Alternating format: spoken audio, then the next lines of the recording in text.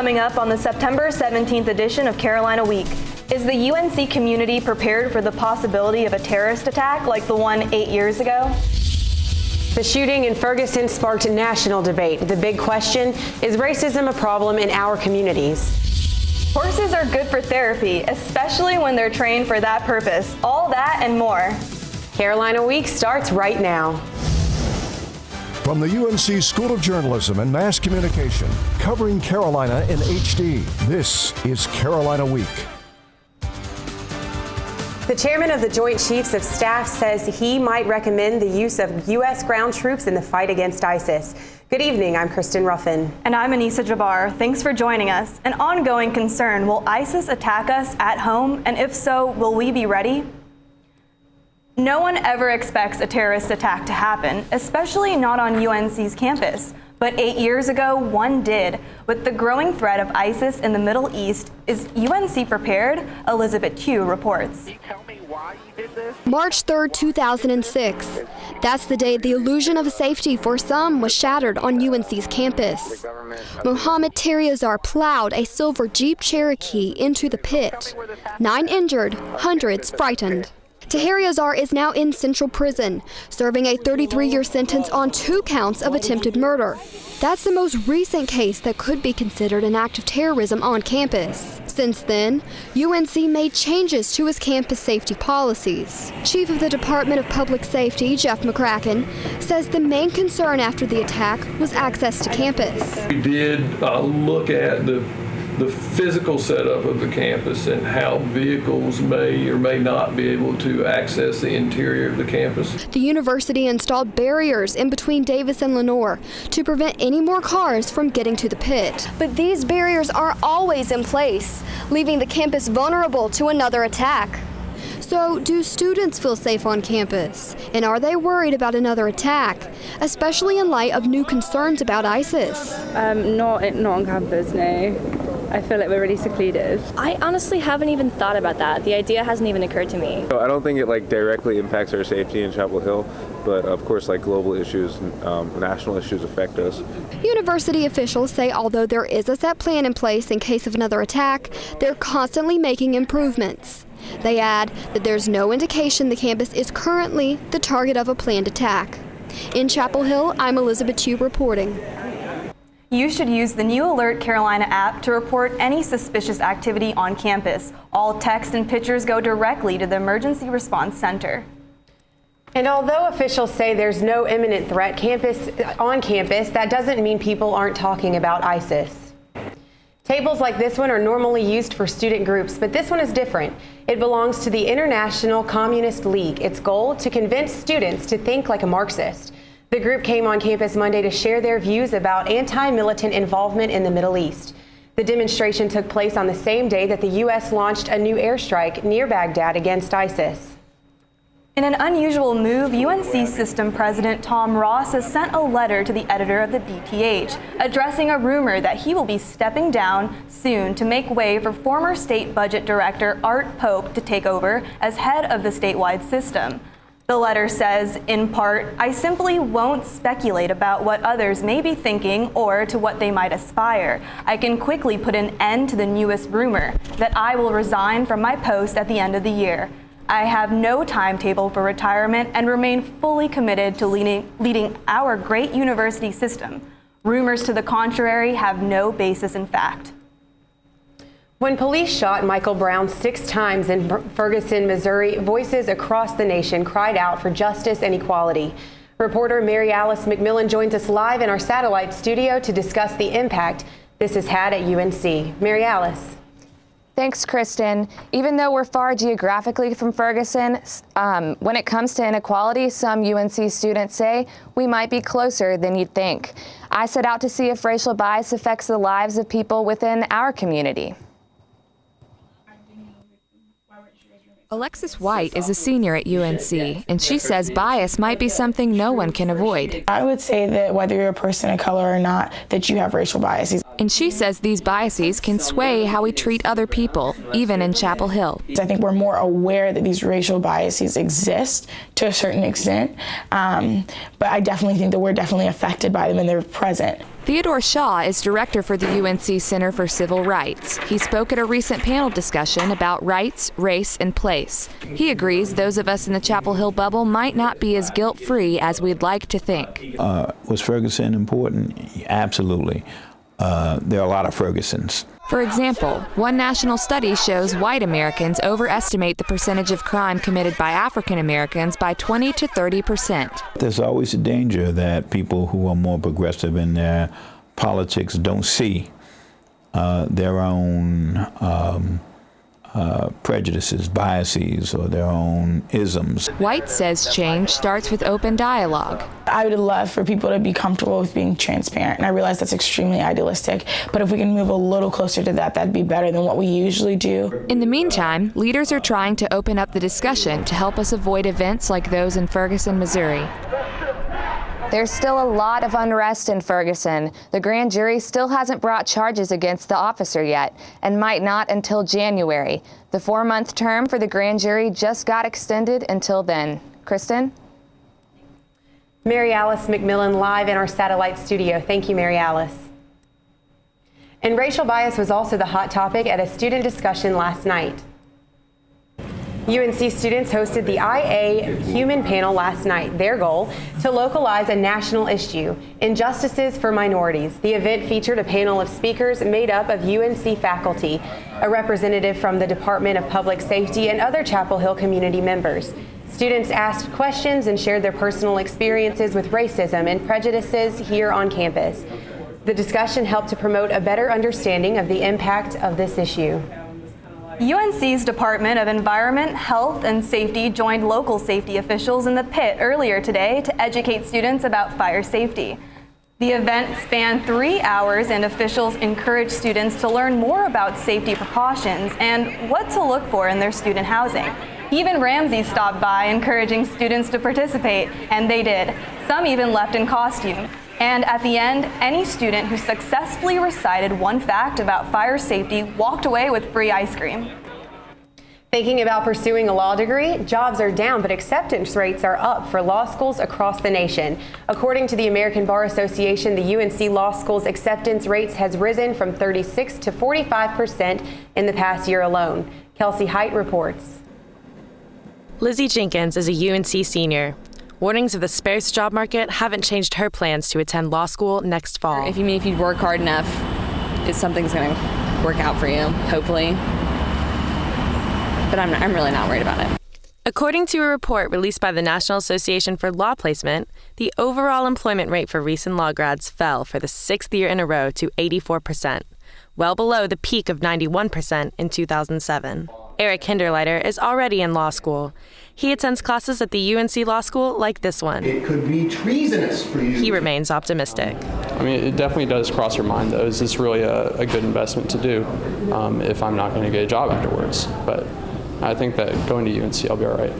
Law school admissions offices like these are seeing fewer applications. According to the Law School Admissions Council, the number of applications has dropped 40% since its peak a decade ago.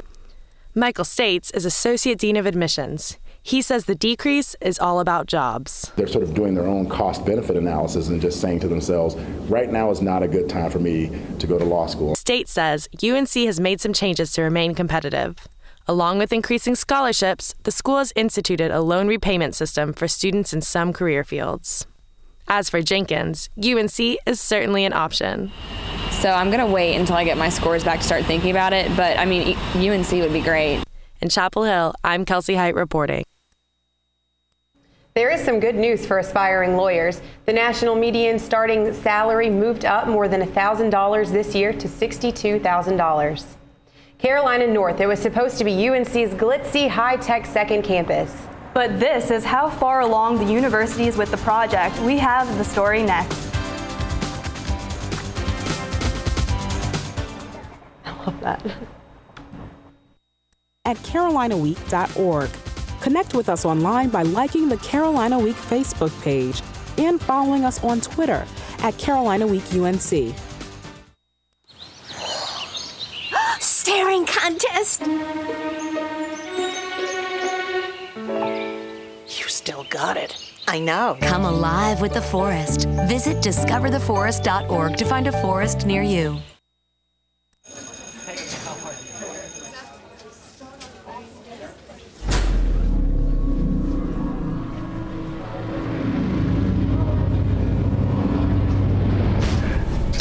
You guys going to my party on Friday? Yeah, dude, it's gonna be crazy. All right.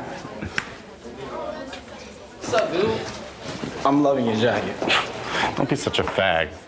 If you don't mean it, why say it? Words hurt. Think before you speak.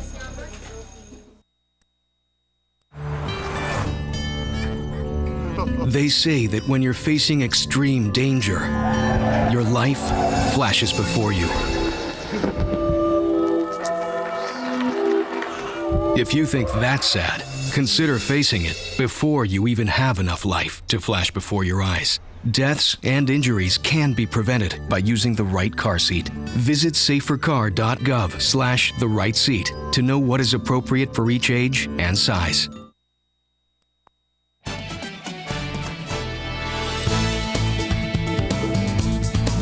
Duke University has East and West campuses. NC State has its main campus and Centennial campus. UNC's second campus is still a long way from reality. Jordan Nash has more. Thick woods, no buildings, and no students. Right now, it doesn't look like UNC's second campus. But this is exactly what university and town officials plan for this area to be. Carolina North gives us a great opportunity to take other schools that could better be sited away from the main campus. So what is Carolina North? The 250-acre space is located 2 miles north of Carolina's main campus. The campus will include a new law school, research facilities, and graduate housing. So in my view, the future of Carolina is really how we are able to develop Carolina North. But there's a big problem with getting Carolina North off the ground. The funding has dried up. So we've been a little bit frustrated with the fact that the funding has been unavailable, but we're hopeful for the future. But the future of Carolina North isn't so clear. Plans for Carolina North are indefinitely on hold. Anna Wu is the university architect and the director of facilities planning. It's really impossible for us now to kind of predict what the schedule might be because so much of it is dependent on funding, either through our self-financing or through state appropriations. So for now, the area will continue to look more like a forest than UNC's second campus. In Chapel Hill, I'm Jordan Nash reporting. Chapel Hill Town Council will continue to hold public input meetings even though there's no concrete progress at the site. As students, when we think about Connect Carolina, we think about registering for classes and paying our students student fees. Now, an updated Connect Carolina software system is in the works for use by UNC faculty and staff. On Monday, faculty and staff members were able to get a sneak peek at the new Connect Carolina system. Those who attended entered into a raffle to win prizes. Employees from the ITS department were on hand to explain the new software. Faculty and staff will now be able to use Connect Carolina for human resources, updating directory information, and finance and payroll, which includes viewing pay stubs. The system goes live on October 1st. A new apartment complex might be coming to Chapel Hill, but neighbors in a nearby historic neighborhood have concerns about its effects on their lifestyles. Donna Bryant lives on Millette Street near UNC's campus, so she's used to student neighbors and the hustle and bustle of downtown Chapel Hill. But she feels a planned new apartment complex would be too close to her front door. I think all of us are going to be surprised at the size of the building and the disruption that it's going to cause. She's talking about the Graduate. It's a building of luxury apartments geared toward graduate students and working professionals.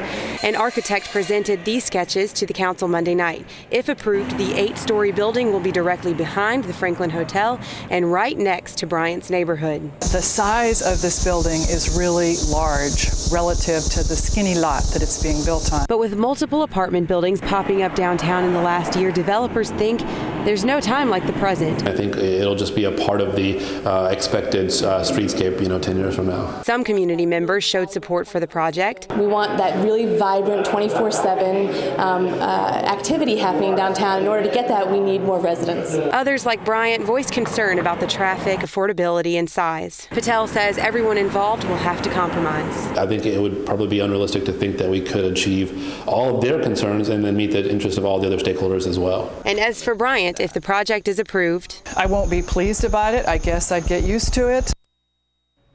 The council will host another public hearing about the project on October 27th. Who says recyclables aren't wearable? Tell that to the contestants who battled for the second Rubbish to Runway title. It was a packed house at the Frank Art Gallery as models wore coats, dresses, and gowns made of recycled material on the catwalk. Magazine clippings, markers, and foil were among the elements they wore to walk the lit stage. 3 judges critiqued the look, style, and wearability of the outfits. Julie Thompson played the game well as her checkerboard dress stole the show. The winning designs and trophies will be on display in the Frank Art Gallery until October 7th. The town of Carrboro embraces the Not So Normal label, hosting the Not So Normal 5K and festivities this weekend. This was the first year for the Not So Normal weekend, which featured a 5K and a concert on Sunday. And Not So Normal was able to benefit more than 20 charities and organizations in its first year.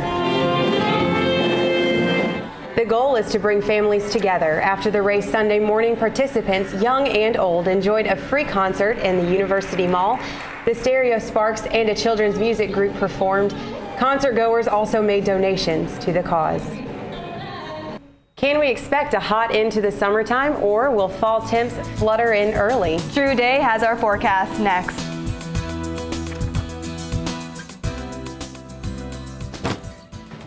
Hart, what's going on? I'm leaving. Why?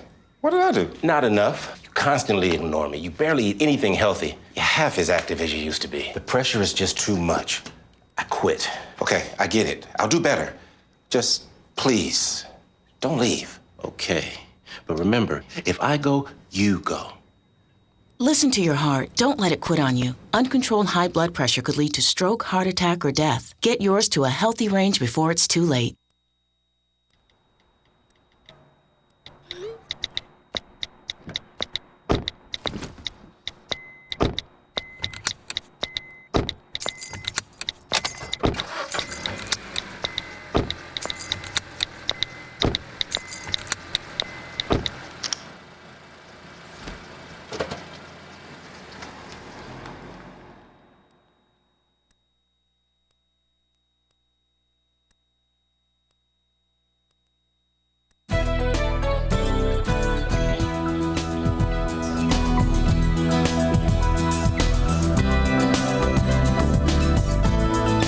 Welcome back to Carolina Week. I'm Drew Day. Thank you so much for joining us. So we have plenty of sunshine over the area today. Started off with a little bit of cloud cover earlier this morning. That broke away into sunny skies this afternoon with a few cumulus clouds popping up across the area. We have this cloud mass sitting offshore. That was the area of low pressure that brought us all of the showers yesterday evening. Around 11 o'clock we had some showers move through the Chapel Hill area, but that system is moving offshore, and right now we have this area of high pressure centered off to our northwest. So let's walk through the next 27 hours here so that you know what to expect.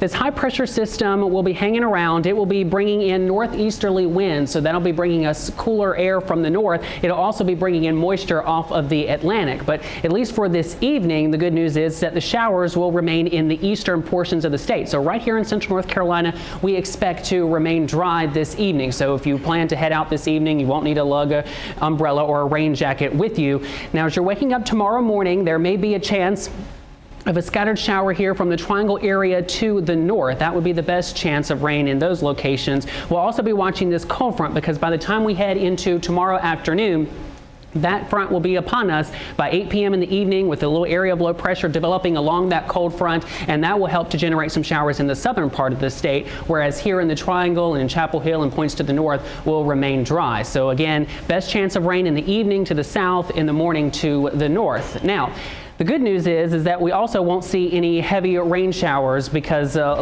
basically what's happening right now is that we don't really have any forcing to bring those thunderstorms. That frontal system will be moving through in the morning rather than our peak heating time. So the best chance of rain would be to the south with 1 to 2 inches down to over offshore over South Carolina. But over here in North Carolina, really just 1/100 to 1/4 of an inch. So the showers that we do see out there will be very light, no thunderstorms, and really just some drizzle for tomorrow morning.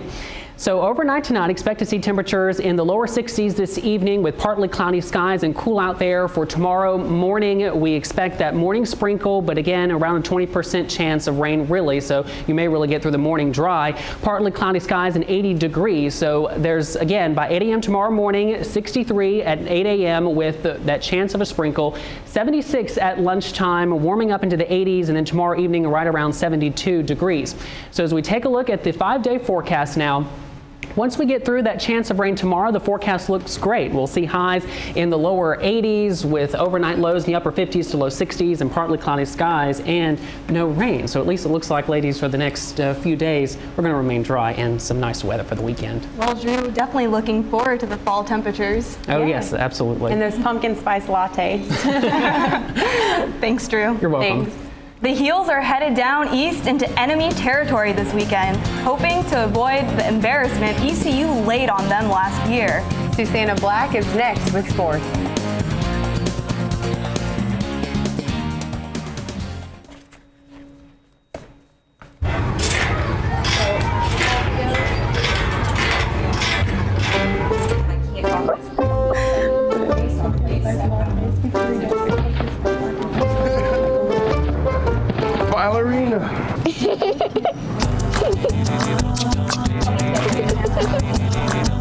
Sometimes all it takes to be a dad is remembering how to be a kid again. What is a pumpkin spice latte? Take time to be a dad Everyone knows a pumpkin today. spice latte. If you don't know what a pumpkin spice latte is, we have a You make huge... me wear my bike helmet.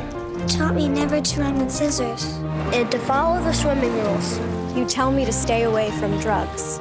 To always buckle my seatbelt. So why do you keep a loaded gun in your drawer? How safe is that? You asked them to follow some safety rules. Now they're asking you. In fact, they're counting on you. Never let your gun get into the wrong hands. Remember, always lock it up. Visit ncpc.org. A single ember from a wildfire can travel over a mile. That ember can ignite and destroy your home or community. You can't control where that ember will land. Only what happens before it does. Visit fireadapted.org to learn how you can help protect your community from wildfires.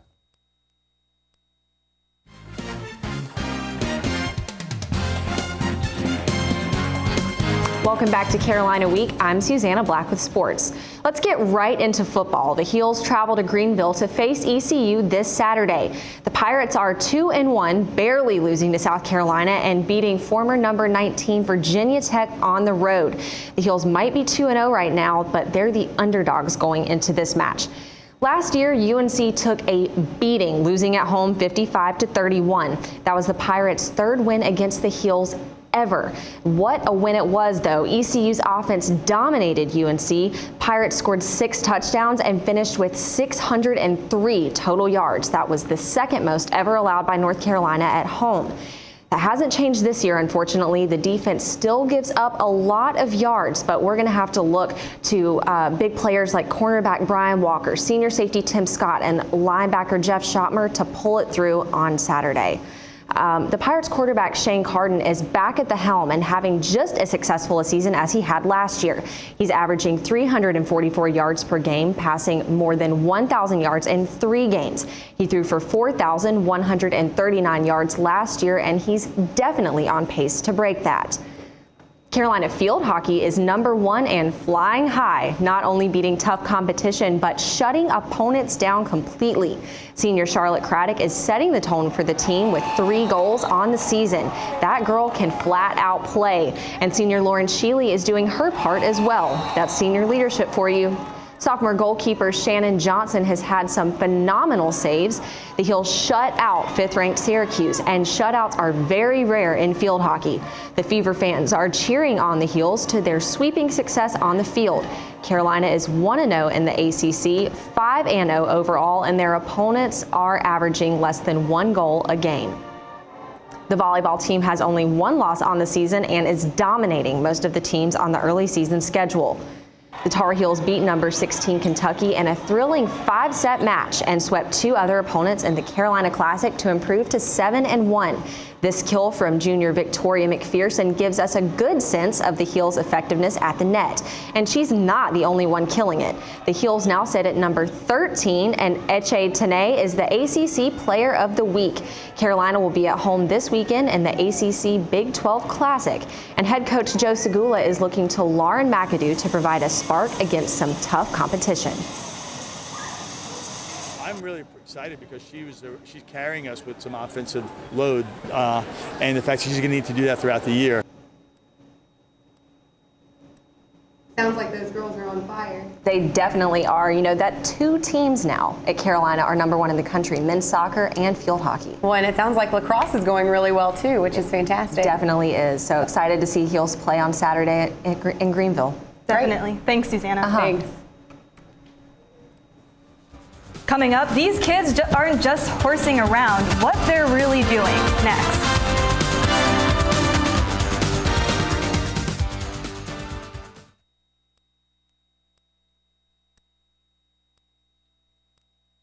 The 74 people were picked before me in the NFL draft.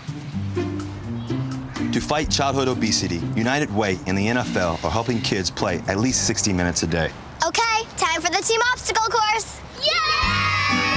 What this place needs is more healthy kids. To get involved or donate, go to unitedway.org/play60. Now I get it. If you want to be a parent, it doesn't matter how you play, what you wear, how you dance, or even what direction life takes you. You just need to be there. You don't have to be perfect to be a perfect parent. Thousands of teens in foster care don't need perfection. They just need you. Today, 1 out of every 4 American kids is Hispanic. That means many of the future doctors who will care for us, the engineers who will build our cities, the scientists and entrepreneurs of our country can be your kids. We all know how hard it is for you to send them to college. This is why we want you to know you are not alone. And every day, more people support you to make it happen. Many support you. And the Hispanic Scholarship Fund helps you prepare, plan, and pay for your kids' college education. Learn more at hsf.net. Places, everybody. Light check. 1, 2, 1, 2. Everything looks good on our end. And lights. Come alive with the forest. Visit discovertheforest.org to find a forest near you.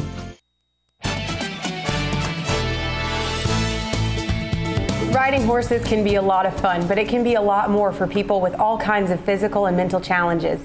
Kara Lyle has the story of one little boy who's making great strides thanks to horseback riding. Meet Harrison. He's 9 years old and he has challenges. Harrison has cerebral palsy. He's lost voluntary control of his legs, but that's not slowing him down. 4 years ago, Harrison went to his first session at the North Carolina Therapeutic Riding Center. Margie Munzer is Harrison's physical therapist. She says horseback riding is a great way to improve muscle strength and confidence. I put the individual on the back of the horse, and then the movement of the horse challenges the individual's balance reactions, and it really helps strengthen the core muscles. It didn't take long for Harrison to get over his fear of being on a horse, but for some riders, it's not that easy. Trot is the most well-behaved horse here on the farm. When beginners are afraid to ride actual horses, they use Trot to practice how to get on and off and how to hold their reins. It's about confidence and building strength, at least for Harrison. He can now shoot a basketball, ride backwards, and even stand up in the stirrups all by himself. Hillary Conkey is a volunteer sidewalker from UNC. This is a nice way of mixing in something that works with kids and just gets you off campus and lets you work with a different group of people. The best part? Most riders don't even know they're getting therapy. The beauty of it is that it really does work, and so that while the children and the adults to some extent are thinking that they're just coming out to ride a horse, that they really do get a lot stronger. Over the years, Harrison's balance has improved. He can now stand on his own for a short period of time while throwing and catching a ball. In Mebane, I'm Kara Lyle reporting. Thanks for watching, everyone. Good night.